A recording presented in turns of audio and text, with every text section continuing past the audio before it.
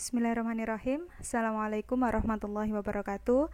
Pada video kali ini saya akan menjelaskan materi tentang bilangan prima dan komposit. Memang untuk materi bilangan prima ini saya mengulang dari video-video saya yang sebelumnya.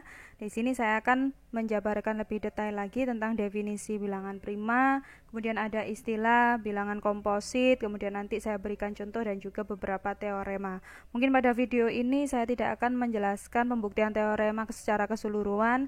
Saya mungkin akan mengambil 2 teorema saja, sedangkan teorema yang lain bisa dipelajari sendiri. Namun sebelumnya, sebelum saya masuk ke bagian pertama dari materi bilangan prima dan komposit, yaitu definisi, saya akan meralat video saya sebelumnya tentang pembahasan UTS ya. Untuk pembahasan UTS di situ untuk contoh soal untuk soal yang kelima. Di situ saya memberikan soal, diberikan 2 buah bilangan bulat, yaitu bilangan 2019 dan 2020. Untuk soal yang 5A, ini nanti yang akan saya ralat. Untuk 5B, saya rasa tidak ada masalah. Untuk yang 5A ini perintahnya tentukan semua faktor dari bilangan A. Nah, di sini saya tidak menentukan hanya faktor positif saja. Artinya di sini bisa juga faktor itu dalam bentuk bilangan bulat negatif ya. Jadi faktor itu tidak hanya terbatas pada bilangan bulat positif, tetapi juga bisa berupa bilangan bulat negatif. Mungkin ini juga menjawab pertanyaan dari Mas Albi, apakah faktor itu hanya positif? Tentu saja tidak. Di sini faktor juga ada bilangan bulat negatif. Nah, makanya di nomor 5A ini saya akan meralat semua faktor dari bilangan bulat 2019 itu. Tidak hanya ada 4 faktor, tapi ada 8 faktor, yaitu ada min 1, min 3, min 673, min 2019, kemudian ada 1, 3, 673 sampai 2019. Nah, di situ berarti ada 8 faktor, tidak hanya 4 faktor. Oke, mungkin itu ya, saya meralat video saya sebelumnya, sehingga kalian bisa lebih memahami lagi bahwa yang namanya faktor atau pembagi itu tidak hanya terbatas pada pembagi yang dia merupakan bilangan bulat positif, tapi bilangan bulat negatif pun juga merupakan pembagi atau kalau dia membagi habis artinya dia merupakan faktor. Saya akan kembali ke materi utama dari video ini, yaitu bilangan prima dan komposit. Yang akan saya bahas yaitu definisi, kemudian saya akan memberikan contoh dan juga pembahasan pembuktian teorema. Di sini yang saya tulis mungkin tidak banyak teorema. Kalau kalian mencari beberapa referensi yang lain, masih banyak sekali teorema-teorema tentang bilangan prima dan juga bilangan komposit. Yang saya bahas di slide saya mungkin hanya sekitar 4, namun yang saya bahas di video ini saya akan hanya membahas 2 pembuktian saja. Oke, langsung saja untuk definisi sendiri. Bilangan prima, misal saya di sini menotasikan bilangan prima itu sebagai P. Definisi dari bilangan prima P itu adalah bilangan bulat yang dia lebih dari 1 dan hanya habis dibagi oleh 1 dan P atau bilangan tersebut sendiri. Atau tempat mempunyai 2 faktor positif ya di situ, yaitu 1 dan P. Artinya di sini faktornya itu yang dilihat faktor positifnya itu tepat hanya 2, yaitu 1 dan P atau bilangan bulat itu sendiri. Itu bilangan prima. Lah bagaimana dengan bilangan komposit? Komposit di sini misal saya menotasikan sebagai K adalah bilangan bulat lebih dari 1 selain bilangan prima atau bilangan yang mempunyai lebih dari 2 faktor positif. Dengan kata lain saya bisa mengatakan di situ ada bilangan bulat misalkan A dan B, yaitu syaratnya A dan B itu mempunyai nilai yang lebih besar daripada 1. Jadi di sini A, B itu maksudnya A dan B ya. Kemudian nilai dari A dan B itu pasti kurang dari bilangan komposit itu, yaitu K. Sedemikian hingga bilangan komposit K itu merupakan perkalian hasil kali antara bilangan bulat A dan B. Jadi intinya kalau bilangan prima dia faktor positifnya itu hanya 1 dan dirinya sendiri, sedangkan kalau bilangan komposit dia mempunyai faktor positif lain selain 1 dan K, yaitu misalkan di situ ada A dan B, seperti itu. Sebagai contoh di sini, misalkan di sini saya punya bilangan prima 2. Untuk bilangan 2 ini diperoleh 1 habis membagi 2. Jadi fokus kita ada pada faktor positifnya. 1 membagi habis 2, kemudian 2 membagi habis 2. Atau faktor positif dari 2 itu hanya ada 1 dan 2. Kemudian di situ bilangan prima yang lain adalah 3. Di situ 3 dibagi habis oleh 1 dan 3 juga dibagi habis oleh 3. Atau faktor positif dari 3 itu hanya 1 dan 3. Kemudian 5 juga demikian, 7, 11, 13, kemudian 17 dan masih banyak yang lain bilangan prima. Untuk yang contoh komposit di sini misal saya ambil 4 ya.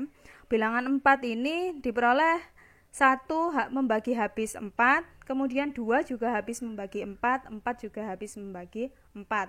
Atau faktor positif dari 4 itu tidak hanya 2, tetapi apa? Tidak hanya 1 dan 4 saja, tetapi 1, 2, dan 4. Seperti itu. Kemudian untuk bilangan 6, di sini 1 membagi habis 6, 2 membagi habis 6, 3 membagi habis 6, dan 6 membagi habis 6. Artinya apa di sini? Faktor positif dari 6 itu ada 1, 2, 3, dan 6. Seperti itu. 8 pun demikian, 9, 10, dan bilangan-bilangan komposit yang lain. Itu contoh dari bilangan komposit. Lalu bagaimana dengan teoremanya? Nah, di sini teorema pertama yang akan saya bahas sampai pembuktian adalah jika K adalah bilangan komposit, maka terdapat bilangan prima P sedemikian hingga P itu pasti membagi habis K dan nilai dari P kurang dari sama dengan akar K. Nah, seperti biasa, kalau kalian membuktikan teorema, kalian harus mengidentifikasi dulu informasi apa yang kalian punya. Yang pertama, diketahui K itu bilangan komposit. Yang akan dibuktikan adalah yang pertama, terdapat bilangan prima P sedemikian hingga P itu habis membagi K. Kemudian yang akan dibuktikan yang kedua adalah nilai dari P kurang dari sama dengan akar K. Untuk bukti yang pertama, di sini informasi yang kalian punya adalah K bilangan komposit.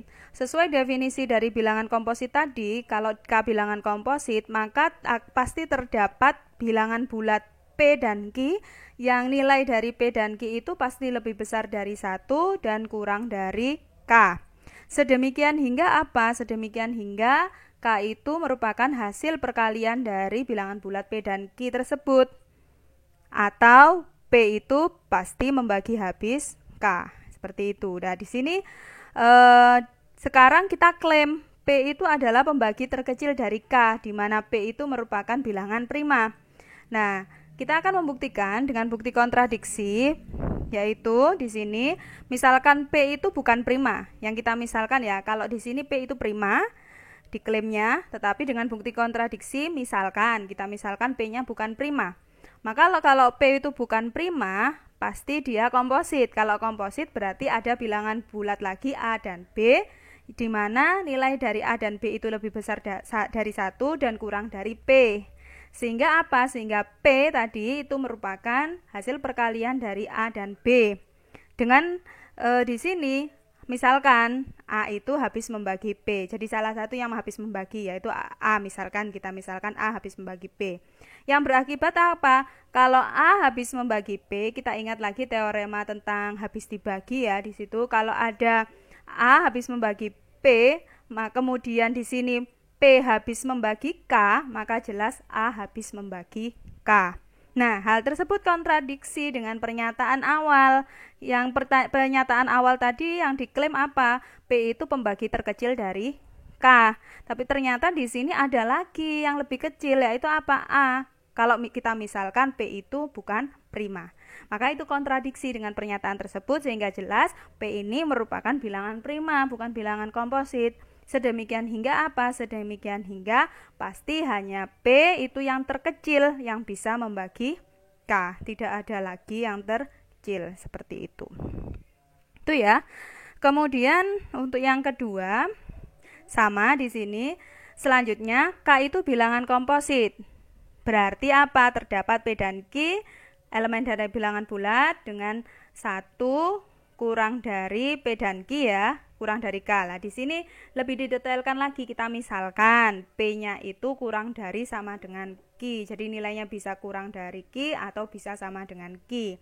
Dan P itu prima, sedemikian hingga K sama dengan P kali Q.